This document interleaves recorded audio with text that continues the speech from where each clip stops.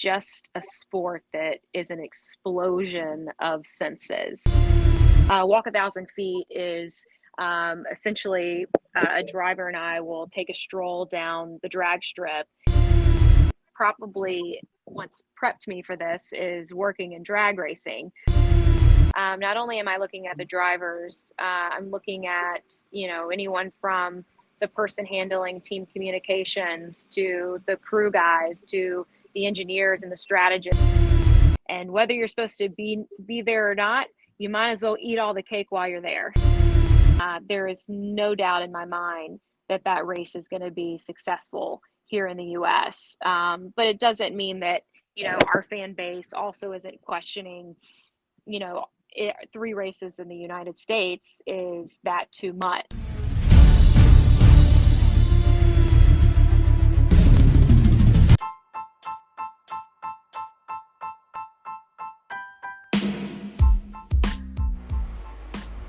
Hello and welcome to Stripping the Dipping. You're joined by your usual co-host AMG Denzel Clarkson, aka the British Michael B. Jordan, and you're here for the 4th episode of the Summer Series Shutdown. And what can I tell you guys? We've got a really amazing guest. She's originally from Greensboro, North Carolina, although she's actually in the Motor City right now, and she's such an inspiring and prominent star and an exciting multimedia reporter and journalist for the likes of Fox Sports, and also she's worked with ESPN as well. So I hope that you all share the same excitement as me, as we have the amazing Amanda Busick on the podcast today. Amanda, how are things going? Oh, goodness. Thank you for having me on, guys. And as you said, currently in the Motor City, but that is you guys calling it your summer series. I guess I'm on my summer tour as well with Motorsport. Of course, and I'm really happy as well that our Days stars have off. aligned in this way. Yeah, no, it's great. It's I have you guys know how the lifestyle is. You have one day off and then you're back on the road. So this is absolute perfect timing. Of course, Amanda. It does get quite treacherous. Well, I definitely am really excited about bringing you on, Amanda, because there's so much to unpack and so much I feel that, we could learn about you, what you do, and so many things for our listeners to kind of take away from this conversation as well. So the first thing I wanted to get into, Amanda, is how did your career begin in reporting and journalism? And, what was the background like for you culturally with your family? Were they into automotive kind of work or the motor racing culture? Yeah, so that's a great question. I would say that my career kind of started in a way I don't say a mistake, but it really was the recession that happened here in the United States. My plan was to go into, I was working in education for the state of North Carolina. I had a really unique university experience. I studied entrepreneurship, and I was the first student to do that at my college, and it just kind of changed it really just changed my path of what I wanted to do. I had had such a really unique experience that I wanted other people to make sure that they knew their opportunities in continuing their education. And then with the recession, my job was completely eliminated and ended up getting back into media. When I was in college, I'd done a couple internships with some local affiliates, like our local news station in Greensboro that I grew up watching. And, I don't want to say that I was deterred from wanting to enter into the business.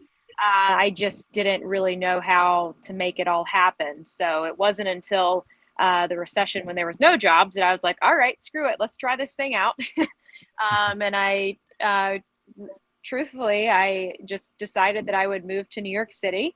I worked at a restaurant there at night to afford living there, and then I started working for an agent during the day who represented broadcast talent. And these were guys that have been the voices of all kinds of sports in the U.S. Throughout their careers. That some of the greats that we know on our side, like a Vern Lundquist or Tim McCarver, Bill Raftery. So it was a really neat kind of a look behind the curtain of that side of the world before I stepped into being talent myself. So it was not necessarily the straightest path, but in terms of motorsports, growing up in North Carolina, we were surrounded by it on all sides, from dirt racing to NASCAR to drag racing. It really was a state that all expressions of automotive are kind of there if you want it, and alongside college athletics being a really big thing within the state of North Carolina as well. And I've done both. I started in college sports, and now I get to work in motorsports. That is so fascinating, Amanda. And also, you mentioned, kind of unfortunately for you, as you were breaking through and interning and going through the kind of motions, the Great Recession had taken place, and you'd Yeah. studied your entrepreneurship course as well. Mm-hmm. You were looking to make the next kind of step. For our listeners at home, could you describe just how challenging it was, to move away from your Yeah. family, and move all the way to New York, and also the challenges as well of like trying to find an opportunity in such a field that's so competitive? Because I feel even recently with the pandemic, we've heard Yeah. similar things as well, about people struggling to find kind of work in the sectors they desire. And I think they can take a lot of inspiration from your story and just how you managed to, get through those hard times. Yeah, some of it is also just being, I don't want to say naive is the right thing, but I just kind of went through, I really had no other options. You're in your early 20s, you feel like the weight of the world is on you already. You have kind of don't even know where to put one foot in front of you. And the move to New York City was truly prompted by this idea of, well, let me go see if I can be a sports broadcaster, and I might as well go to the biggest city in the U.S. to do it. And the waiting, being a server, and even kids that I mentor, now I always talk to them about the financial struggle that comes along with this business. I would say for the first 7 years of this, I was doing a lot of work for free, or taking, gigs just to have an opportunity. So you kind of need a second or third income to help you work your first job, which is silly. And if I ever get a soapbox to stand on, that's what I hope to bring attention to, because it is a really difficult business to get started in. But yeah, I guess for me, the New York, it's about an 8-hour drive from where I grew up, Wow. and about a 1.5-hour flight. So luckily, my mom would come visit me here and Oh, there, and it really was a nice transition. And I had a good amount of friends from that I had known growing up in college, and new friends of friends in New York. So it was a nice transition. And looking back on it, sometimes I'm like, wow, I was 22 years old living in New York City, and it's still sometimes I'm like, wow, I did that really? But yeah, that was it. It was the risk of I guess not knowing was more scary to me than it not working out. absolutely, absolutely. And I'm glad that you said that as well, Amanda, because it gives, I think, a lot of our listeners reassurance that nothing's too far away or nothing's impossible if you put the right Yeah, commitment, the right time, right effort into it as well. And you took that leap of faith, and look at the amazing, like, blossoming career you have now. And actually, to touch on thank that, you. you know you get the call further down the line from Ken Adelson from the vice. She's like the vice president and the content officer of the National Hot Rod Association as well. At that time, like, how much knowledge did you have about the hot rod and kind of drag racing scene? And with your kind of time that you spent in that kind of segment as well, what's the most fascinating thing you've learned about the community or the culture? Oh gosh, if you've never been to a drag race, put it on your list. It is, to me, I think I get the question I probably get asked the most is, what's next, or what's the next gig? And drag racing is something that I hope that I can stay in that job as long as they'll keep me, because it's been such a gift. This is my 7th season with the National Hot Rod Association, and it is just a sport that is an explosion of senses. It's a sport that you hear, you taste, you touch, you see, you feel. It's there. It's just every sense times 1,000. These cars are launching on a starting line at 11,000 horsepower, crossing the quarter mile at 335 miles per hour in 3.7 seconds. So it's just an experience that every time you're just like, wow, a human actually does this. And that's the thing that I find is so special about it. The idea that when you get to the finish line, a race can be decided by 10 thousandths of a second, which is less than an inch. So it's just a really special form of motorsport.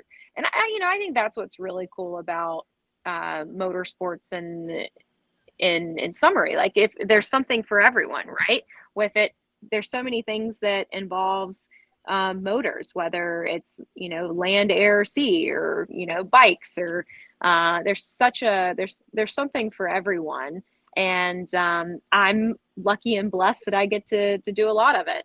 So with being with drag racing, it is at the core of me. Like I said, I hope I get to do it forever, and now starting to add other experiences from the sports car side to endurance racing, Formula E, all the kind of stuff that adds on to it. It's just a way to just continue to challenge myself and learn and grow and be a part of as much as I can. That's so true, and like you mentioned as well, this in relation to the drag racing, it's so breathtaking. And I was having a look and doing some due diligence research as well, and I Yeah, was like, wow, these guys are like gladiators. They're for extremely brave. sure. And exactly. And one thing I wanted to kind of ask you as well, Amanda, was now that we know that you work with Fox Sports, you appear on some really amazing segments, by the way, one of them of which Thank is you. Walk 1,000 Feet, which I Yeah. implore all of our listeners at home to definitely check out. But for people that haven't seen it before, Amanda, could you kind of give them an explanation of the premise of the show? And kind of a question for me is, in terms of exploring personalities of the drivers, the Mhm. teams, the mechanics, do you believe that this is giving you a way of like building rapport with them in such a way?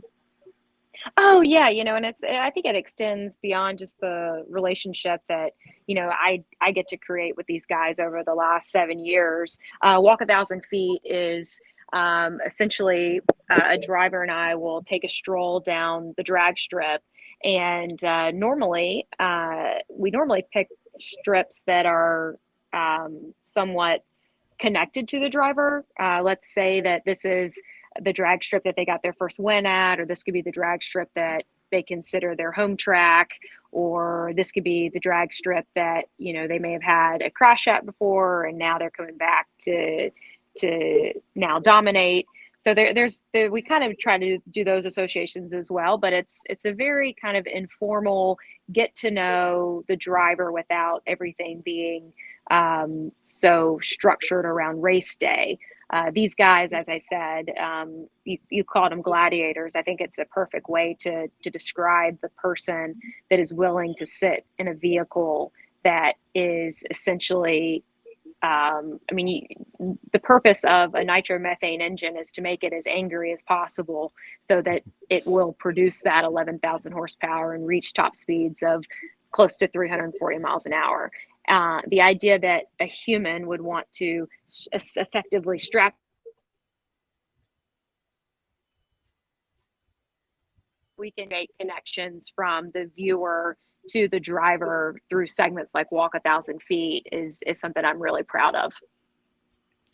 Absolutely, Amanda. I think it's really insightful, and like a couple of kind of themes we'll discuss later on in the show as well. But just that theme of like getting to know the drivers, really Mhm. understanding them, like taking them kind of out of an environment where they're gonna feel pressure, but comfortable enough of an environment where it's not completely alien to them. And just the way you are as well, your mannerisms, just how attentive you are, I think really works quite well with pretty much all the drivers I've seen you interview. So it is an amazing show. And like I said before, I think all of our viewers, they are like, if they haven't checked out before, they're doing themselves an injustice. They really need to check it out because it's super fascinating. And actually, on a similar theme as well, Amanda, as an amazing and very talented reporter that you are, you've had the opportunity to attend some very prestigious events and been able to take part even in a drag racing school too, amongst other cool things.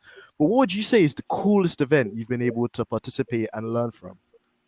Oh, it goes to the one that I was able to do just last weekend. Being invited to cover the Spa 24 hour was by far a milestone event for my career. I had, you know, you have an expectation of what you think something is going to be, or you try to go through your mind just to prepare yourself. And from the time I got into Belgium and got over to Spa, and just taking in the culture and all of the town around Spa, and the parade that happened on Thursday, and the celebration of GT racing that was so on display this year around with the 30th anniversary of GT racing. So it was I, I think I'm still on a high from it. I ended up we didn't really establish how we were going to work breaks or how that was going to go. And I think just being on US time still, even when the race started on Saturday, I ended up working from race start. I took like a dinner break, I think, just because I, had to remind myself to eat through all the adrenaline. But I ended up working until 3:30 in the morning. Went back to the hotel, slept 4 hours, showered so I could feel like it was a brand new day, and was back on site on pit lane by 9 a.m. and worked through the rest of the day. And to see the evolution of emotion, and all kinds of emotion. There's heartbreak, there's joy, there's frustration, and you're kind of co-experiencing this in a habitat with, from crew guys to drivers to teams, and being in that space and time with these guys is something that will always be special to me. I hope I don't want to do a 24-hour race next week, because it's a lot. But the idea of being able to do it again, I can't wait for it. And I know it probably will never be like the first time, but it's something just so magical and special that I highly encourage other people to seek it out.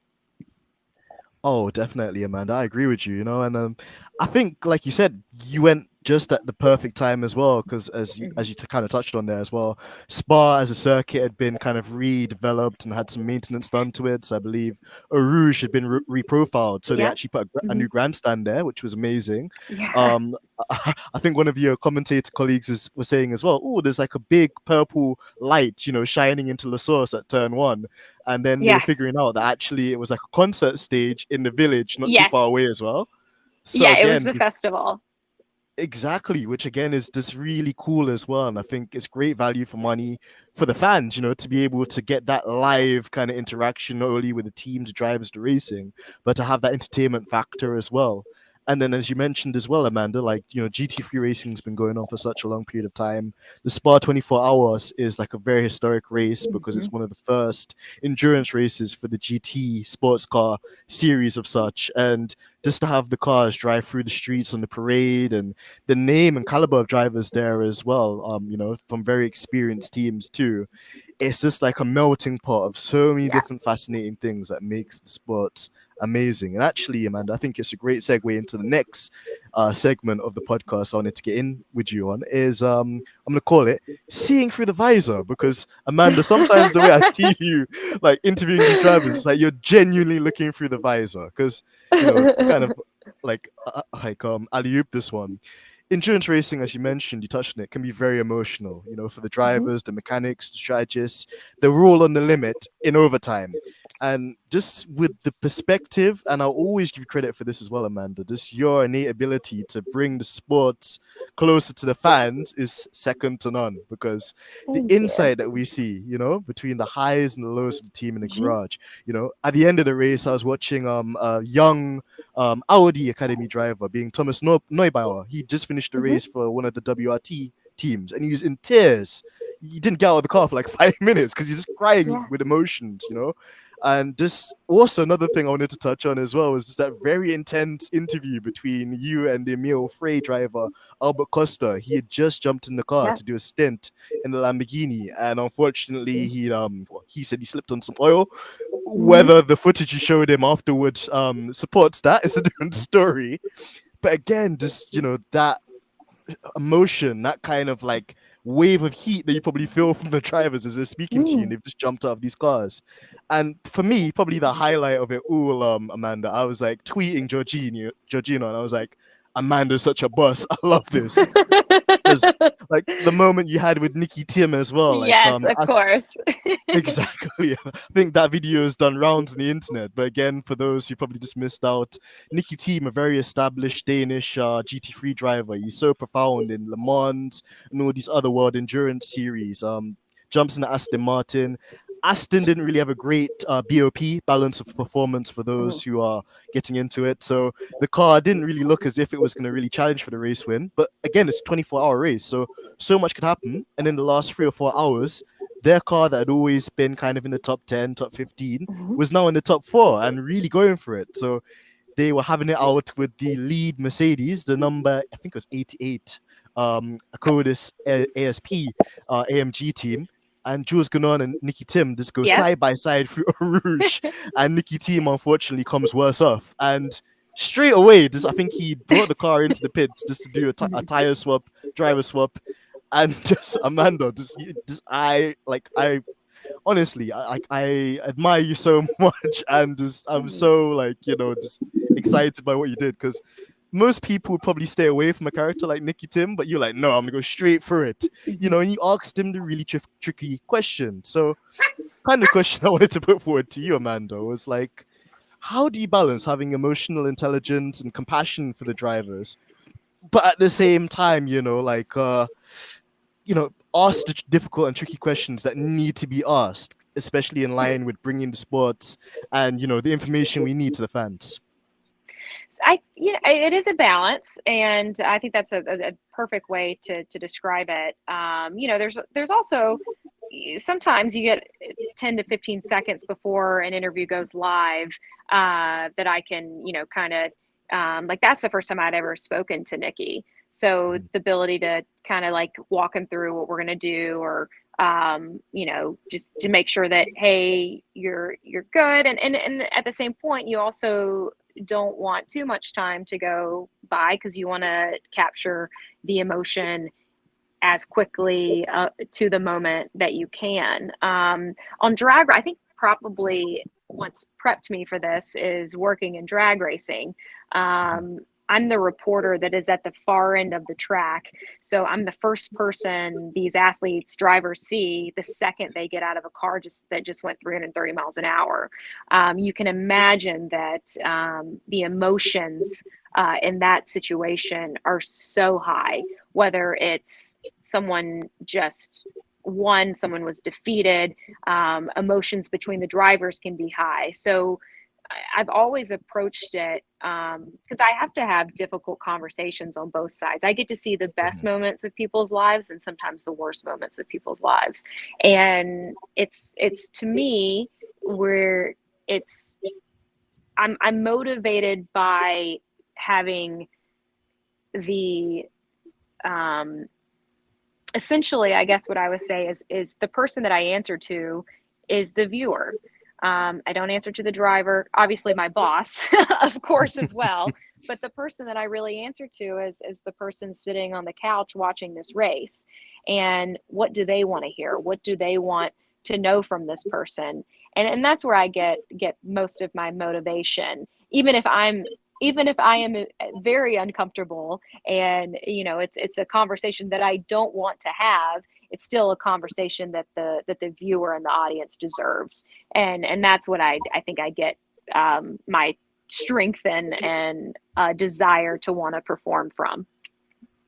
That's amazing, Amanda. And honestly, like I think a lot of our viewers, they would be very happy with the answer as well, because a lot of us as well like follow the Formula One, and there are Sure. times where something happens and like you have pundits that give you a report of what's happening, but they don't necessarily always ask the correct questions, or they don't ask questions I Yeah. guess the viewers want, maybe because there's like something going on in the background, or maybe there's like a bias there or something like that. But at least with you, Amanda, and your approach and your style, it's so authentic, and so like we Thank commend it you. so highly as well, because it's so rewarding, and it genuinely feels like I'm right there with you at the race, with these drivers and their personalities. And another question I wanted to ask you just on this topic as well of drivers and personalities and stuff in relation to the Spa weekend, and I'm gonna exclude Nikki Tim as well because I know that's Sure. the popular choice. What were your most memorable interviews or Yeah. moments with some of the drivers and teams in that weekend? So for me, it will without a doubt go down to the last 20 minutes of the race. I was standing by with the 88 Mercedes for the hopeful winner interview.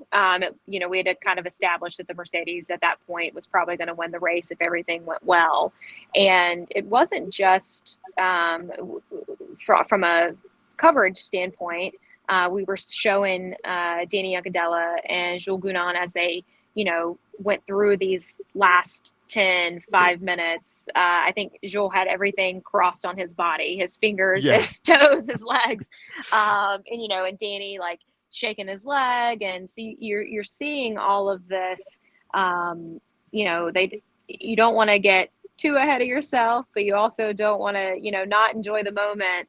But for me to be in that room, not only am I looking at the drivers, I'm looking at, anyone from the person handling team communications to the crew guys to the engineers and the strategists, and just the change of the body language in the room over those 20 minutes, 5 minutes to go, crew guys, you can see their shoulders start dropping in hope, right? In the last minute, tears are starting to come into their eyes. And these are guys that have been up for 24 hours catnapping when they can.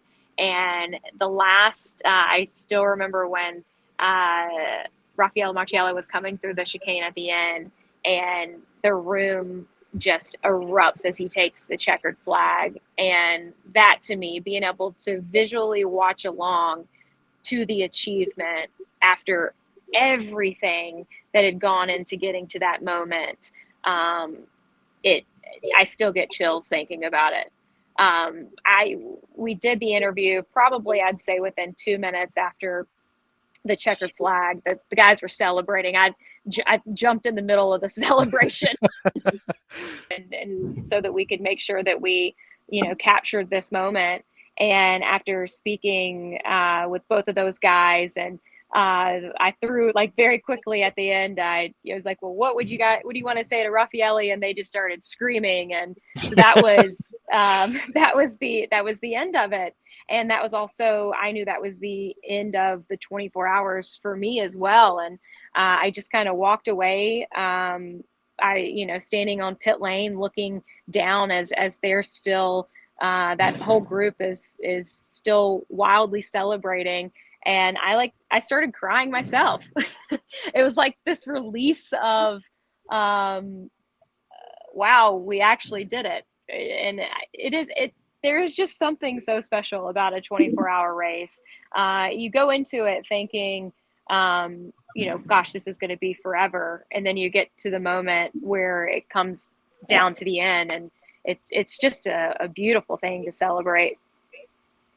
Absolutely, Amanda. I think you encapsulated it beautifully, because even just as a TV watcher myself, trying to follow everything. And it's funny you mentioned Raffaello as well, because we had him on the podcast too, and he is also quite an interesting character. Just like you mentioned, this all three of those drivers driving for the same team, the ATA, Acodis, ASP, Mercedes team. They're all kind of different and in different parts of their careers as well, because Jules is a slightly older one. He's French, so he's a bit more funnier and a bit more open. Danny, to me, I haven't had too many interactions with Danny, but he seems like the more kind of calculated, more superstitious, not wanting to give too much away. And then Raffaele, he's just literally the Swiss Kimi Raikkonen. Just, even when we had him on earlier, just so could you tell us about this? And everything was one word, one answer. Yep. And it took kind of some time to build that kind of rapport and connection where he started to, loosen up a bit and have a bit more fun with us. But I was so happy for them as well. And I actually remember the TV shot of you as well, like grabbing Gunan and Danny as well, like hello, hello, 1 second, interview. And and I'm glad you captured that moment as well, because it was just so real and so authentic. And for many of us at home, it's just amazing, to just get that insight, that perspective, just that raw feeling as well. So it was so amazing, Amanda. And I'm glad as well that you had a great experience there. And hopefully, not hopefully, definitely, I hope you're there next season as well. They really, really, really need to bring you back again. Thank you. I appreciate that. Yeah, and it was, part of it is I also wanted to make sure that even, the difference in the questions that I had for Jules and for Danny, that they were specific to their journey in that 24-hour win, and just making sure that their path was honored with it. So it's interesting, the motivations of you hope to do those moments proper justice, and I think we were all very proud with how all of that came out, and hopefully, and as a viewer, hopefully that connection was made for everyone involved. So thank you. No, it was that without a doubt is a career highlight of mine at the moment. Oh, Amanda, I'm sure there's many to come. And, we know that you're on a tight schedule. So there's a couple more like very pertinent topics I wanted to get Sure. into on today's episode as well, because you're the perfect person and very qualified, I feel, to give us a kind of steer on this as well. Another big topic I wanted to discuss on today's episode, Amanda, was women in power. I like that Sure. phrase a lot. It just like, it's amazing, and kind of to add some more meat to the bone as well, to say, at the 24 hours of Spa, we saw the first ever female Saudi Arabian driver in Rima Jafali securing a podium in our class. We saw like the first ever female entrepreneur and a team owner, being Samantha Tan, drive her own BMW M4 GT3 car to the finish of the whole 24-hour race. And then, if that wasn't enough, then you also had the Iron Dames team, consisting of only female drivers, only female engineers, and only female mechanics, performing exceptionally well. And that's just in the 24 hours of Spa, Also in the world of Formula One, we're seeing an amazing woman in Hannah Smith lead the race strategy department for Red Bull Racing, who currently lead the championship currently. The question I wanted to ask you, Amanda, is what's your honest assessment on the perspective of women in motorsport as we stand currently? And do you believe we can be optimistic of seeing the likes of a Jamie Chadwick, for example, break Yeah. into a ground series like F1? I don't think that it could be better, well, it will be better than it is right now, but I think that we're also in a really good space with it. I do a lot with celebrating women in motorsports and automotive. We do a series here in the U.S. called Women Shifting Gears, with that mission to celebrate and honor women in positions of power, from executives to drivers to strategists of the like. But to me, one of the things that I've noticed is, there's already, there are women placed around this industry that have these really great roles. And what I've noticed is it's kind of the trait that, I think women carry in industries that are male dominated. We just keep our head down and work really hard. So it's not that you may not have heard of us, but we're there. And I think that's one of the reasons. I am blessed to be able to be surrounded by women in this business that have become friends and mentors. I think one of the struggles that I often hear, and I have it myself, but of other women in the business, is we call it the imposter syndrome. And it's, whoa, should I be here? Am I good enough? Am I representing this correctly? And I read a quote on the imposter syndrome recently, of almost like crashing a wedding, and whether you're supposed to be there or not, you might as well eat all the cake while you're there. And I just love that analogy of like trying to be be included in the conversation, sit at the table, and know that you're qualified and capable of the work. But yeah, I know. I mean, I with the W series, I've interviewed a couple of people from that world, and you look at the success that Amy Chadwick has had in her career. I would say that I am hopeful within my lifetime, and hopefully way shorter than that. Hopefully in the next 5-10 years, we see a female competing at that level. Absolutely, absolutely, Amanda. And one other thing I wanted to ask you as well, whilst we're on the topic of this, because at least in Europe, like there's a drag racing scene, but I just don't think you Yeah, can beat the Americans when it comes to sure. drag racing. That's like it's phenomenal out there with the hot rods and stuff. But from the female perspective, like, are there any, if, for example, there was a new person that hadn't really had many interactions or much kind of dealings with hot rod racing or drag racing Sure. before, and there was a female driver, right, or group of female drivers kind of Oh yeah. part of the NRA at the moment, who would you recommend, and which female drivers would you advise them to check out? Oh gosh, there we have such a handful that I can't recommend one or the other because they all have Sure. their own story. They all have their own stories, and I'll just go from the top fuel class, which are the dragsters, the long, skinny, looking things with the parachutes. You have Brittany Force, who is a top fuel world champion. She won her first championship in 2017. She's currently the points leader in our series right now as well, and she's the daughter of one of the most famous drag racers of all time, John Force. So it's kind of neat that we have photos of her as a baby in the winner's circle, and now she is her own winner. So I would check out Brittany Force, Leah Pruitt. She's coming off of a win season, just started a brand new team alongside her husband, Tony Stewart. So Leah is just dynamic, has really, clawed her way into making sure that she's a force in this business. Um, then if you go down to Funny Car, Alexis DeJoria, this woman is, without a better word, just a badass.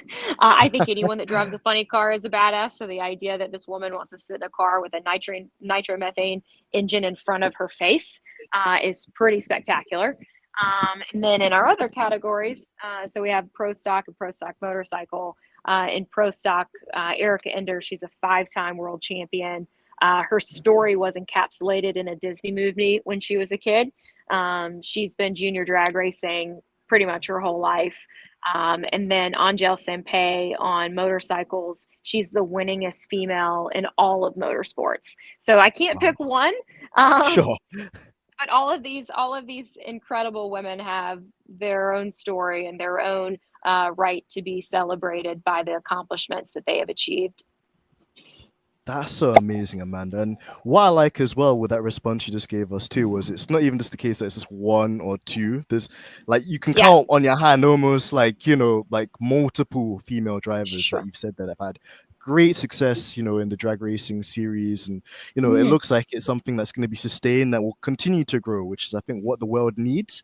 And it's more engaging for everybody as well to see that and to just have that natural progression as well and to see a fairer platform as well. So I really hope that that translates into other kind of motorsport series and just generally in the world, because there are so many powerful women in the world. And one of the women that always have like inspired me is like my mom. I always tell people without my Yeah. mom, I'd be a completely different person. And she always made sacrifices for like basically my own betterment, and would leave herself, undone just to give me a better opportunity. So that respect, I think, is definitely overdue. And I'm very, very proud and very impressed that, we're seeing it in so many different facets and forms. And you, as the amazing presenter and reporter you are as well, Amanda, you're giving us that kind of, insight into things as well. Honestly, it's amazing. Thank you. I appreciate that. And your mom sounds amazing. I don't think moms get as much credit. as they Oh, should, definitely not. because they do sacrifice a lot for their kids. That's wonderful of you giving her a shout out here. Sounds very well Oh, deserved. thank you, Amanda. And moving on to a different topic, I think again we might as well ask you this as well. There's been an interesting thing within the F1 kind of Twitter space about like the Americanization of F1. Sure. I don't necessarily agree with it. My own personal view is that I like that, Liberty Media, as Hmm.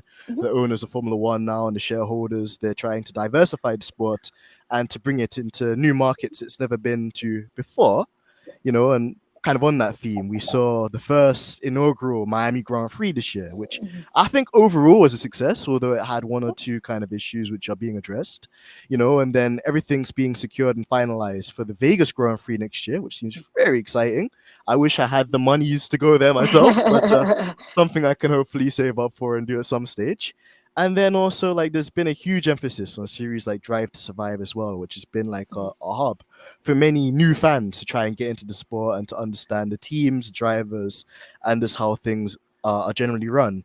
But the question is, Amanda, just like, what are your thoughts on the direction of Liberty Media with F1, and how important is it for them to grow the sport into different markets, new parts of the world, but without diluting the essence of the Sure. sport or its heritage? Yeah, I mean, I think that's a balance that not just F1's having to consider. I think all kind of properties are going through an evolution of figuring out, and not even just in motorsports. I would say, from American football and college athletics, and I think that even MLB over here, I think it's an adjustment in what kind of new age media and digital content looks like. A lot of, behind the scenes and exclusive content are those things that are driving engagement and driving interest. The thing that, Miami was so successful, I would say, here stateside, because I think we truly, whether it's good or bad, but we live in a generation now that being present at these mega events are kind of what's driving the energy around them. It's not just, you're not going to, I mean, we saw it at Spa. You're not just going to a race anymore. There's race and entertainment.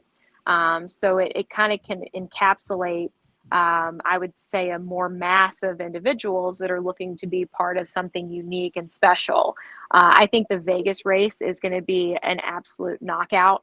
I think that will become a race that will be, for this generation of fan, will be something that is still discussed in 20, 30, 40 years.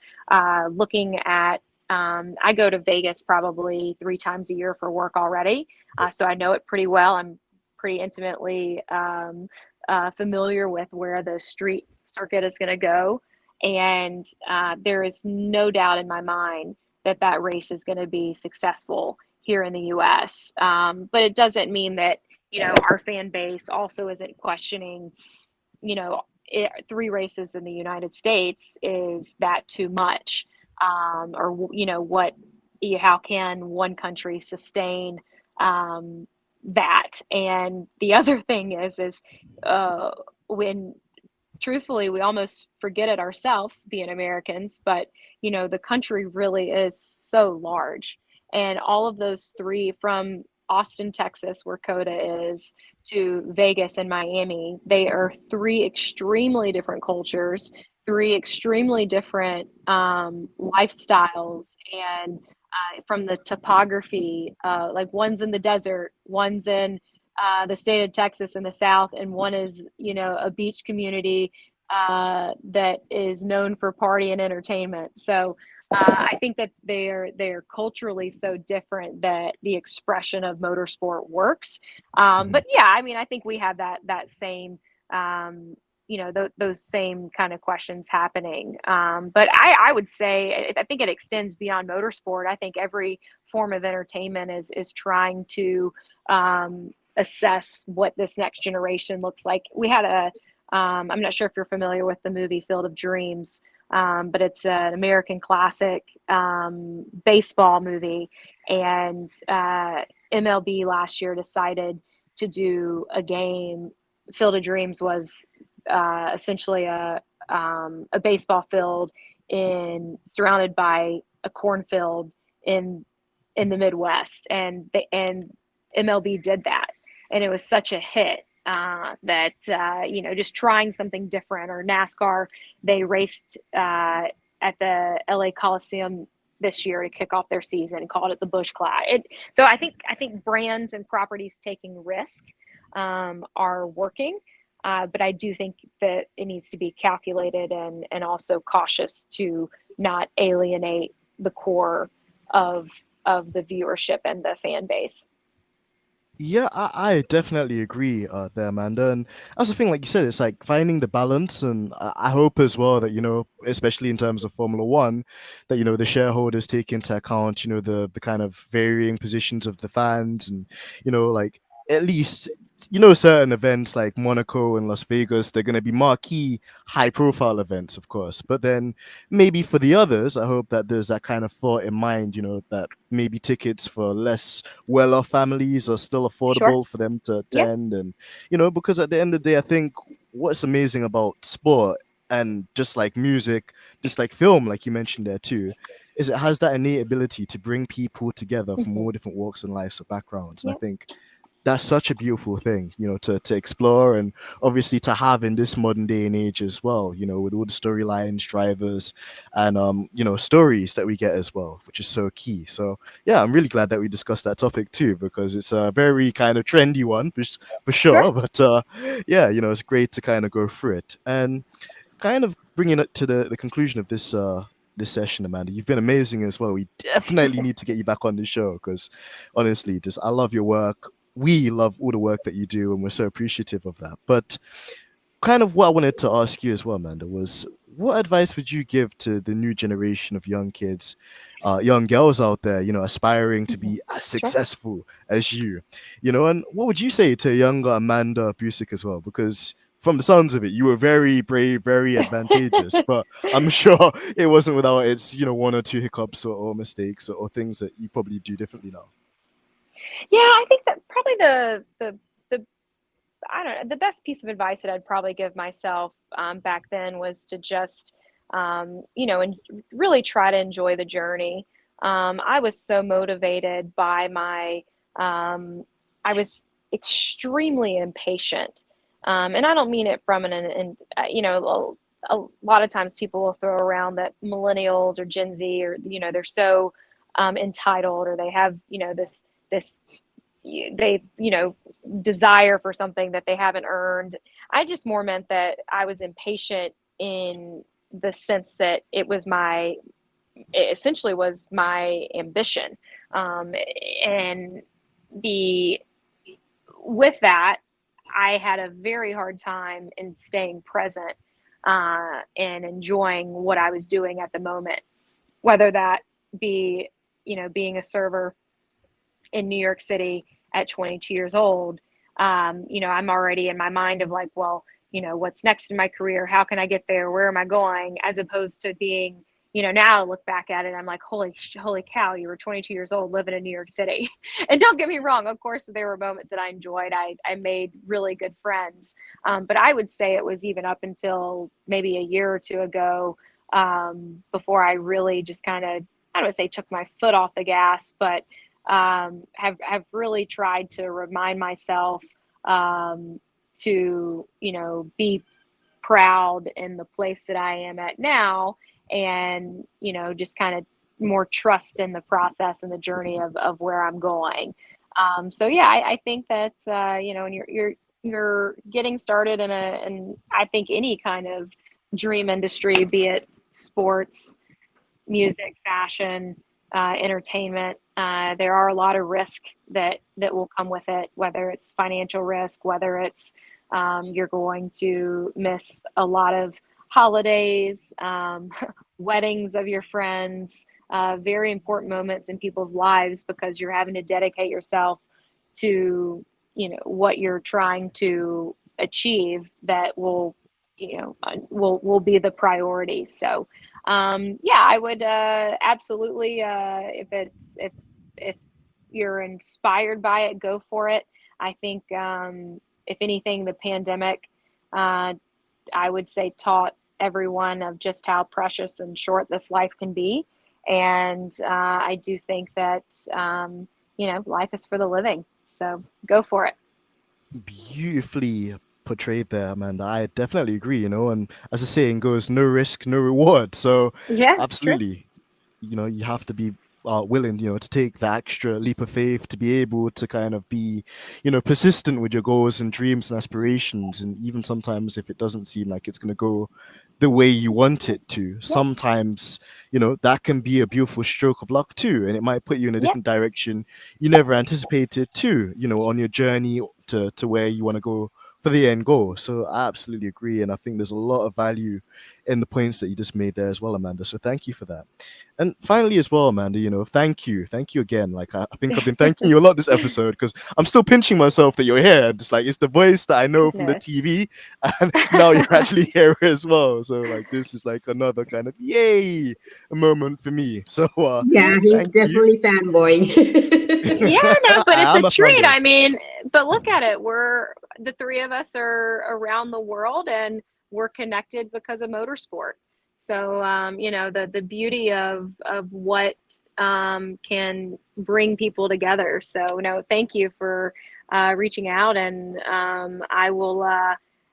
You said that I might get to come on this thing again someday. So I'm always just a message away. Let me know. We'd love to, Amanda. We already know you're going to be a very popular guest. You're a celebrity, to our fans. So, like, I know that they're going to be super excited, and we wouldn't even have to ask any questions. We wouldn't even hesitate. We'd love to bring you back on later on in the year as well, and, hear about more of your developments and kind of things you've been working on as well. But on that note, are there any final words you wanted to, say to your adoring fans like me? And are there any upcoming events or anything else that they can look forward to that you're doing for the rest of the year? Yeah, so funny. I'm at the time in the season. I was saying earlier at the start of this podcast that motorsports, we kind of chase the sun. So I'm on a 17 event in a row stretch right now, and I just finished the fourth. So I have the fifth one will be this weekend. I have a drag race coming up. I haven't been on that series in about a month and a half now, so look forward to getting back to kind of what started this whole journey for me. And then yeah, no, it'll be a busy summer. I do a lot of work with Ferrari and their esports property. So I'll be bouncing in and out of that stuff. More of the endurance, the Intercontinental GT comes to America next for the Indy 8 hour. So that's coming up in October. But no, I mean, thank you for all the support. I really love my job. I feel sometimes guilty that I get to do something that I love. But I hope that to the audience and to the viewer, and that it comes with the what's the right way to say it? I get my motivation from you guys. So thank you for the support and the care and the love, because it is there's a lot of sacrifice, but for me it's worth it, and I feel truly blessed. Well, Amanda, honestly, the enthusiasm is shared with all of us. Like, we're so proud of you, and we really, really love the work that you're doing as well. And I can confirm as well that, the work you do, it definitely does come across quite sincere, and quite honest and very insightful. I learn so much, anytime I see you on the TV and have these conversations as well. So it's amazing. And, on that note as well, Amanda, for the new listeners that are like hearing you for the first time and wanting to kind of follow your journey as well, where can they follow you? And also another kind of bonus question, Georgina asked me to ask this, by the way. So if you like, I'm just gonna say, don't punch me, punch her. The question was, yeah, she actually asked Mario Andretti this earlier on in the year as well. Pineapple on pizza, yay or nay? Yes. Now, not all the time. Okay. It's so funny. I Finally, just had this. finally. So I just had this discussion with someone because I was at IndyCar had a race in Nashville this past weekend, and they were serving pineapple on a hot dog. And I Whoa. was kind of at the initial hit of it, I was like, I'm not sure about this. But then I was like, well, but pineapple on pizza is good. And sure enough, it was delicious. So now there's a new era of pineapple combinations happening, and apparently it's now pineapple and hot dogs. So there you go. Wow, that's just blown. Amanda, that's a bombshell, right? I mean, it was for me too, but it was a good bombshell. Oh, absolutely. Well, that's an interesting one. And just to conclude it, Amanda, where can our adoring fans find you? Yeah, so I'm on the from Twitter to Instagram. It's my first name, last name, Amanda Busick. I have a website that I try to keep updated as much as I can. It's amandabusick.com. I try to put different little articles that'll go up there. Some of my reels and just a biography of things that I'm up to and doing at the moment. But yeah, I try to do as much as I can on social media. We get the privy of having access and behind the scenes coverage to a lot of events, and I like to kind of give fans that opportunity to see some of the cool things that we get to be part of. So I use them as such. Probably not as good of sharing as I should, but when I can and do it, I love being able to connect viewers and fans to where sometimes it's even just showcasing that I'm eating barbecue in Kansas because that's where I'm at. So but it's just little simple things like that. Oh, Amanda, we really appreciate it. Any insight, is good insight for us. And, it's amazing that we have amazing reporters like yourself doing such an amazing job with just connecting, that gap between the sports and the fans and making it align all in one. So we're so happy. We're so thankful. I'm positive as well that Georgina is going to put your social media links and a link to the website as well, because we always Thank say you. that stuff like that, it will inspire, the next Amanda Busick. Although there's only one, like there'll be the next generation of like journalists and reporters that, will be inspired by you and the work you do. And that's a very exciting world that I look to be, part of as well. So we're so happy and so honored to have you. And we're so thankful as well, Amanda. Thank you guys. I really appreciate it. Fun show. Oh, excellent. Well, I'm so happy to say that. You put a huge smile on my face. So thank you for that. And for our listeners as well, this has been episode 4 of our summer series Shutdown. It's been your boy AMG Denzel Clarkson, aka the British Michael B. Jordan. Oh, I at least wish I had his dashingly good looks, but we're working on that. But nonetheless, we'll be back with even more sensational content. And until next time, guys, we hope that you guys stay blessed, stay happy, stay positive, and we'll catch you next time on Stripping the Dipping. Peace.